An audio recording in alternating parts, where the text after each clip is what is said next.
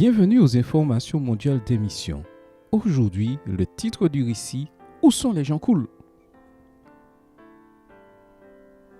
Maïa a grandi dans une famille qui lui a appris à être vraiment polie, à ne pas utiliser un langage vulgaire et surtout à ne pas boire d'alcool.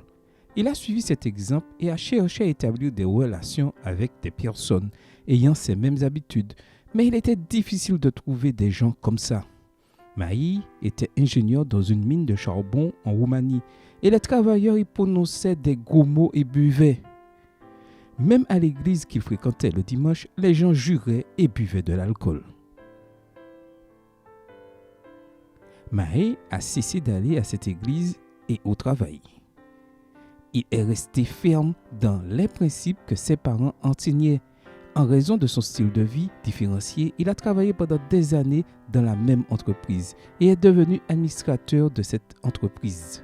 Après une carrière réussie, Maï a pris sa retraite et espérait pleinement profiter des années de cette retraite. Mais 2 semaines après avoir pris sa retraite, il a subi un grave accident vasculaire cérébral et a été hospitalisé. Après un certain temps, il est rentré chez lui et a continué à faire des exercices pour récupérer les mouvements de ses bras et de ses jambes. Un de ses voisins, nommé Gabriel, a vu son effort et a prié en secret pour lui.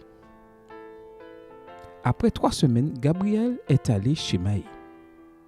Il invitait un groupe d'études bibliques adventistes. Maï est allé vers le petit groupe et a trouvé des gens instruits qui ne parlaient pas de jurons et ne buvaient pas. Grâce à ce petit groupe, il a découvert l'amour de Dieu et attend aujourd'hui d'être en meilleure santé pour être baptisé. Maï regrette ses problèmes de santé, mais ne se plaint pas parce qu'il a connu l'amour de Dieu à cette époque. Les écoles sont une partie importante de la façon dont les adventistes en Roumanie partagent le message biblique. Une partie de l'offrande de ce trimestre permettra de construire une école et un centre éducatif périscolaire en Roumanie.